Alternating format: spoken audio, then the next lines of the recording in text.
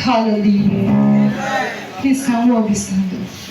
Can we all be on our feet? If you are sleeping, please wake up. Please wake up.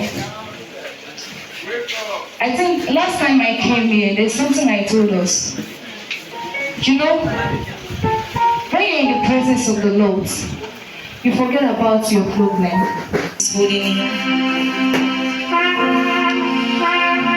When I was praying, before Daddy sent me the invite, I've gotten an invite who I declined. And I start praying. And I see the sound. It's a sound of victory.